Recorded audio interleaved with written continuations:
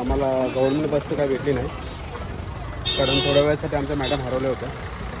तर त्या चक्करमध्ये गव्हर्नमेंट तलावाला जावं, तिकडे गोपीचंदनचा थोडा आस्वाद घ्यावा. आणि अरे यार थांब ना, बोलते ना मला. तर ते झालं की मग आपण नागेश्वरला जायचा प्लॅन करू. होप सो आम्ही सुखरूपप्रमाणे पोहोचून जाऊ. जर याच्या पुढचे ब्लॉग्स नाही झाले तर समजून जावा की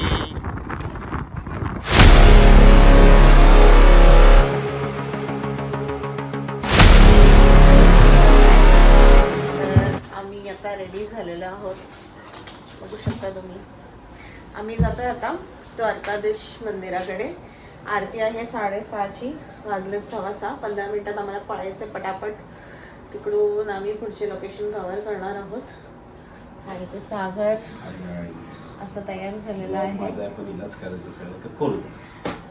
ठीक आहे, आता एखाद्याने आता इंटरेस्ट घ्यायला लावले तर करायला लागेल. तर आम्ही पळतो पहिला पटापट. जर आम्हाला कव्हर करता आला आरती तर आम्ही नक्की तुम्हाला व्हिडिओमध्ये दाखवू.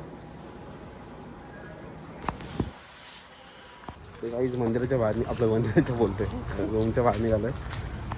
बघायला असाल पूर्ण अंधार आहे. दिवस मोठे असून पण ते का असं मला कळतच नाही. कारण काल 7 वाजले तरीही ना इथे अंधार नव्हता अजिबात. ऑलमोस्ट 7:30 आम्ही जेव्हा उतरलो तेव्हा अंधार होता. आणि आम्हाला इकडची रूम ऑलमोस्ट भेटली आहे 1500 पर्यंत. तो 1800 बोलत होता, पण ठीक आहे 1500. ॲज कम्पेअर ज्याप्रमाणे आम्ही प्राईस बघत होतो त्याप्रमाणे आम्हाला 1500 ठीक वाटतं. आणि इथे खूप सारे स्कॅम सुद्धा होतात. जेव्हा तुम्ही ऑनलाईन बुकिंग करून येतात तेव्हा ऑनलाईन बुकिंग झालेलीच नाही आहे. सो ऑनलाईन जर बुकिंग करत असाल तर थोडंसं केअरफुल राहा. कन्फर्मेशन पहिला घ्या, त्याच्यानंतर. आणि ही लोक कॉल सुद्धा उचलत नाही जर तुम्ही प्री बुकिंग जरी करताय. सो बेटर आहे इथेच या आणि बुकिंग करा, सगळ्यात बेस्ट. थोडंसं जी लोक करतात कमी, ठीक आहे, तेवढं चालतं ट्रॅव्हल करायला आलो तर. ठरवलेलं त्याच्या, आम्ही जे बजेट ठरवलेलं त्याच्यापेक्षा थोडंसं वरती गेलेलं आहे. कारण गिरनार हे आमच्या ॲक्च्युली ट्रिपमध्ये इन्क्लुडेड नव्हतं. बट ठीक आहे, ओव्हरऑल जर असं बघायला गेलं तर प्रॉपर खर्च झाला. तेही आम्ही तुम्हाला सांगू की किती खर्च झालं, कसं झालं, काय झालं ते एका व्हिडिओ. आणि त्यातला किती वायफळ खर्च झाला आहे, किती आता म्हणजे तुम्ही किती अवॉइड करू शकता त्याच्यातल्या. त्यामुळे जस्ट इस्कॉन क्रॉस करतो. 500 मीटर होतं म्हणजे इथून अप्रॉक्सिमेटली 6 ते 7 मिनटं. तर काय मंदिराच्या आवडतच होतो, कारण मध्ये अंधार खूप येतं तर असंही दाखवणार काय अर्थ राहणार नाही. तुम्हालाही काय दिसणार नाही, मला काय दाखवता येणार नाही. चालेल, आरती सुरू झाली आणि गर्दी बघताय.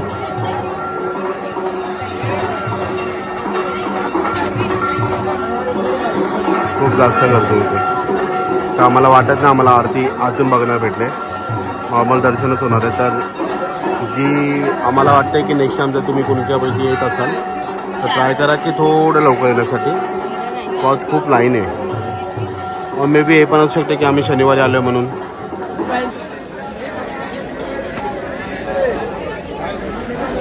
त्याचं दर्शन झालं. आता गोमती घाटाच्या दिशेने चाललो. इथे दुर्वासा कुंड आहे.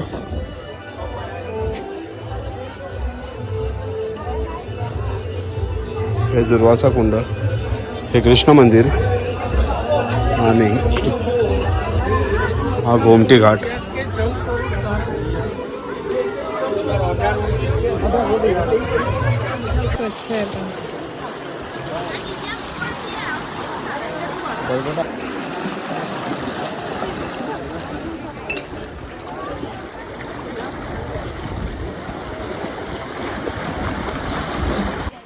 जस्ट गोमती घाटातून निघालं. द्वारकाधीशचं दर्शन झालेलं आहे. आता पुढे विचार करतोय बस करायची का बाईक घेऊनच जायचं, कारण जास्त एवढे स्पॉट नाही आहेत अकॉर्डिंगली. नागेश्वर आहे, बेट द्वारका आहे आणि रुक्मिणी मंदिर आहे. हे 3 स्पॉट राहिलेत मला वाटतं जे मेजर आहेत. बाकी छोटे मोठे मंदिर बघता येते. हा भजी, समोसे, जिलेबी ऑर्डर केल्या नाश्त्यासाठी. कारण 2 दिवस झाला आम्ही काही खातच नव्हतो इकडचं. बोललो आता ॲटलिस्ट आज तरी गुजराती थाळी ट्राय करून बघू. इकडच्या थाळीमध्ये आणि आमच्या थाळीमध्ये काय फरक आहे. कशी आहे? ओके, हे झालेलं मी बोलू मग. गाईज आम्ही आलो आहे द्वारकाधीशला. शामली काय बोलायचं तुला? दर्शन झालं आहे. हे समोर मंदिर आहे. मोबाईल आतमध्ये अलाउड नसल्यामुळे आम्ही इथून तुम्हाला बाहेरूनच दर्शन घडवतोय. मंदिर खूप सुंदर आहे, पर मॅनेजमेंट खूप बेकार आहे, खूप बेकार आहे. मॅनेज करताना येते लोकांना. बाकी दर्शन तर आमचं छान झालं आहे.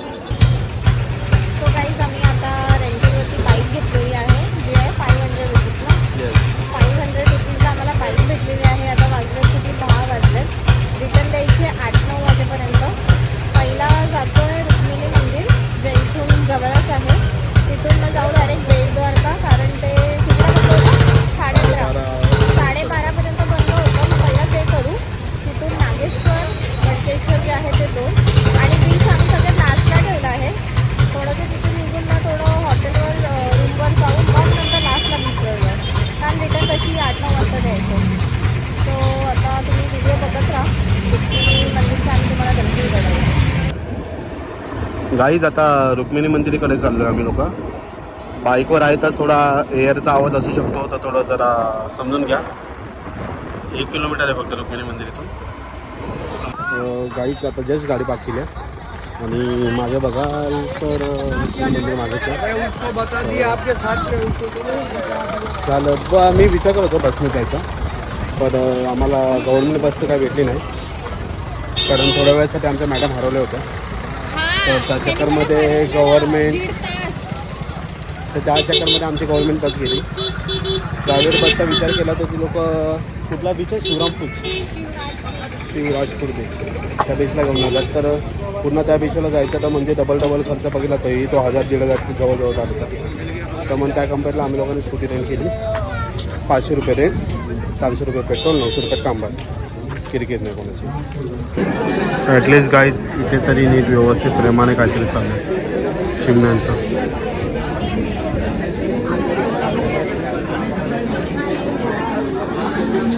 खूप सारी गर्दी आहे रुक्मिणी टेम्पलला. पण पुढे जाऊन जरा व्हिडिओ काढण्यास मनाई आहे, तर मला वाटतं ही लास्ट व्हिडिओ असेल. नंतर बाहेर येऊन भेटूया. सो झालं आहे आमचं आता दर्शन. आम्ही बाहेरच होतो आणि इथे प्रसाद म्हणून पाणी दिलं जातं आणि इनडायरेक्टली इथे देणगी पण द्यावी लागते. कशासाठी? ते पितृमोक्ष ना. हा, पितृमोक्षासाठी बोलतात की जलदान 19 किलोमीटरच्या अंतरापर्यंत इथे गोड पाण्याची हे नाही आहे, सगळं खारं पाणी. ते श्राप भेटलेला म्हणून अशी प्रथा आहे. म्हणून इथे प्रसादी म्हणून पण पाणीच दिलं जातं. हे आहे मंदिर. चला, अशा प्रकारे रुक्मिणी मातेचं दर्शन झालं. मंदिरही छान होतं, पण गर्दीही होती, कारण छोटंसं मंदिर बोलतात की आज एकादशी आहे करून, तर त्यामुळे गर्दी असावी. तर आता हे दर्शन झालं तर आम्ही निघू डायरेक्ट बेट द्वारकाकडे, कारण तेही बंद होतं. इव्हन नागेश्वर पण बंद होतं दुपारी. ते काय कळलंच नाही. ज्योतिर्लिंग आहे आणि कसं दुपारचं बंद होईल ते बघू. आता आम्हाला कसं जमेल तसं आहे. दोन्हीपैकी एक ठिकाण आम्हाला करायचंच आहे, म्हणजे संध्याकाळसाठी फक्त एकच बीचच नाही. खरं सांगायला गेलं ना, मंदिर खूप सुंदर आहे, पण इकडचे क्राऊड आणि जे मॅनेजमेंट आहे ना खूप विचित्र आहे, खूप विचित्र आहे ॲज कम्पेअर. हो, तर त्यांनी मेंटेन मस्त केलं आहे. एक्झॅक्टली, कारण आम्ही जेव्हा ते नाईट शो बघायला गेलेलो तिकडे 900 लोक असतात एका टायमिंगला, आणि त्यांचं मॅनेजमेंट एकदम प्रॉपर आहे. इथे काहीच नाही एकदम.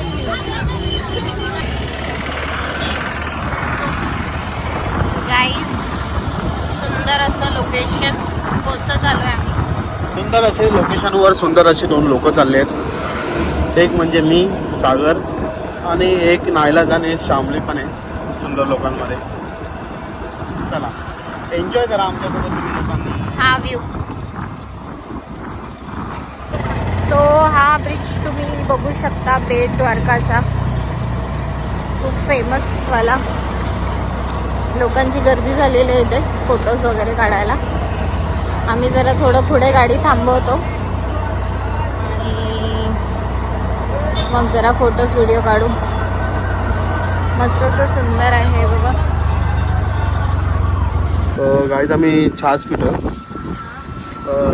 बेट द्वारकाला आलो. छास हो जाऊ दे. दादाकडून छास घेतला आम्ही. म्हशीचा आहे. सही है ब्रो.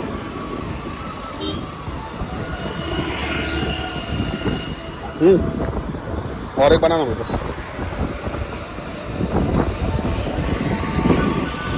काय वाटतंय, कसं लागतंय? आणि मागे सुंदर असा ब्रिज, समोर समुद्र आणि मॅडम मिळत आहे छास.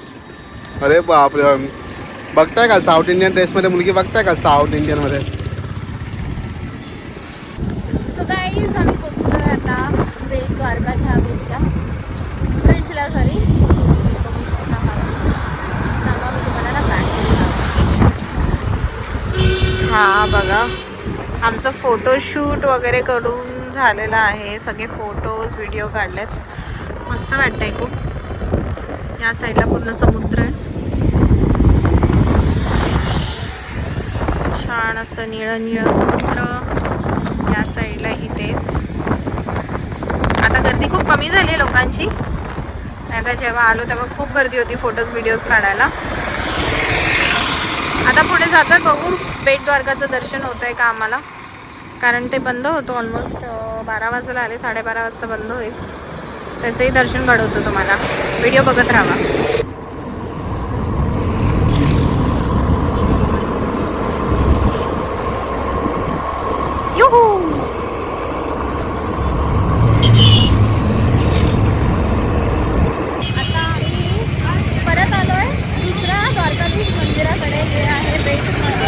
बेट द्वारका. बेट द्वारकामध्ये अजून एक द्वारकाधीश मंदिर आहे. अजून इथे जर बघायचं असेल तर तुम्हाला बेट द्वारका म्हणून एक फेमस स्पॉट आहे जे तुम्ही येऊन बघू शकता. खूप नाही स्पॉट आहे गाईज. फोर्ट आहे ते, कारण ते बंदर आहे जिथे बोटी वगैरे थांबतात त्याला फोर्ट असं म्हणतात. ओके, ठीक आहे ठीक आहे ठीक आहे. मग ते आहे तिकडे. आणि आता मंदिराकडे जातो. तिथे बघू चान्सेस कमी आहेत की दर्शन वगैरे बघायला भेटेल. व्हिडिओमध्ये भेटलं तर नक्की घडून या. बघा गाईज रस्ता, शांत असा रस्ता आहे आणि आम्ही दोघं चाललोय रस्ता शोधत. 5 मिनटं दाखवत आहेत मॅपवरती मंदिरासाठी. हे एक असं मंदिर आहे जिथे हनुमानजी स्वतः आणि त्यांचे पुत्र पण आहेत ना, मकरध्वज, त्याचं हे मंदिर आहे. बघूया अजून काय रस्ता काय आम्हाला दिसत नाही. तुम्ही बघू शकता. व्ह्यू तर मस्त आहे. शांत शांत आहे एकदम. आता इथेही गर्दी भेटायला नको म्हणजे झालं. भेटूया. व्हिडिओ बघत राहा.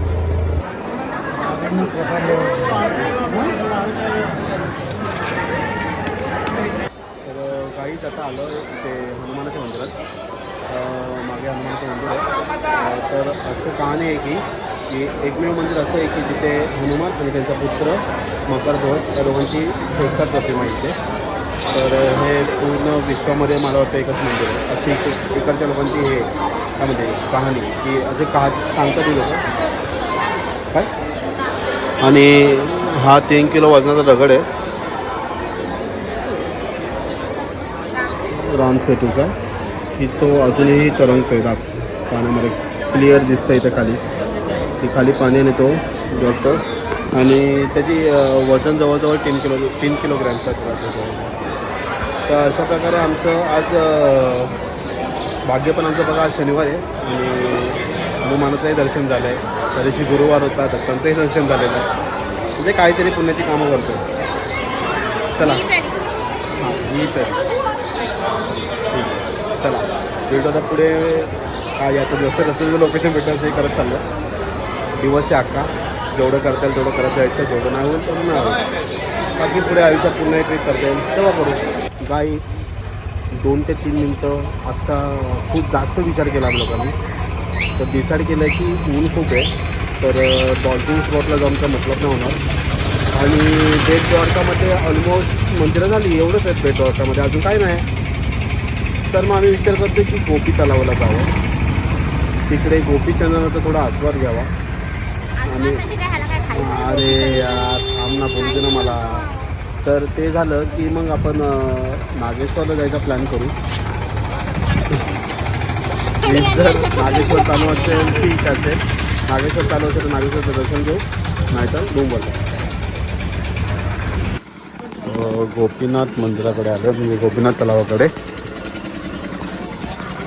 इकडे कहाणी अशी आहे की जेव्हा श्रीकृष्णाने देहत्याग केला तर ज्या गोपिका होत्या त्यांनी तलावामध्ये उडी मारून आपलं प्राण दिले. आणि एवढं सुंदर होत्या. हेच आहे ते तलाव, गोपी तलाव नावाने ओळखलं जातं. चंदनही खूप स्वस्तात भेटतं. त्याचं पॅकेट हे 20 रुपयाला येते चंदनाची. नागेश्वरला जाताना गोपी तलावाच्या इथून मला ऊत आल्यामुळे मी शामलीला गाडी दिली आहे चालवायला.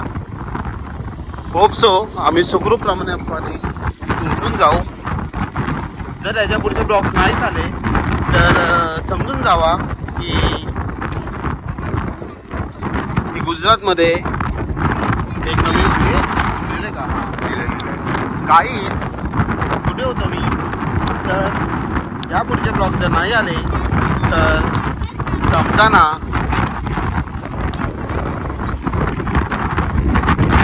बघा किती सुंदर प्रमाणे गाडी चालवते आहे शामली. बघा गाईज बघा मित्रांनो, हे तो क्षण आला फायनली. हे बघा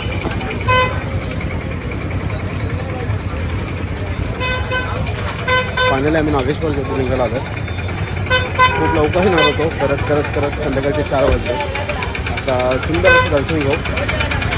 आणि दर्शन झालं तर एक जर आलावं असेल मोबाईल तर तुम्हाला आपण दाखवू, आणि नसेल तर दर्शन घेऊन जाणार.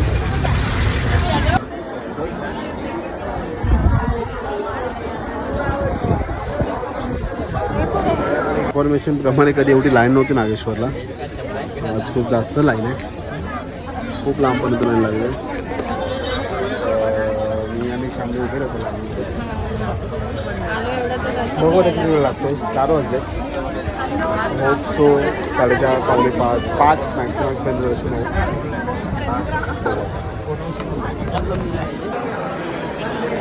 गाईज मंदिराच्या आतमध्ये प्रवेश केला आहे. त्रिशूळ आहे खूप सुंदर. हा मंदिराचा आतला परिसर. वाव खूप सुंदर आहे.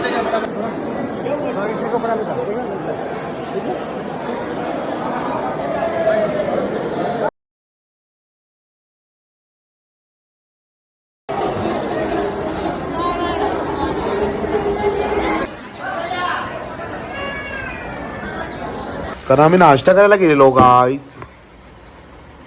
काय खाल्लंस ग नाश्त्याला? समोसा खाल्ला, भेळ पकोडा खाल्ला. चांगला होता गरम गरम. आता मस्त जिरा राईस, माउंटेन ड्यू, डरकी माकी डॅश डॅश डॅश डॅश. हा मसाला छास मॅडमसाठी, लोणचा वगैरे वगैरे वगैरे. चला गुड मॉर्निंग गाईज. आज आहे डे 4 आमचा परतीचा दिवस.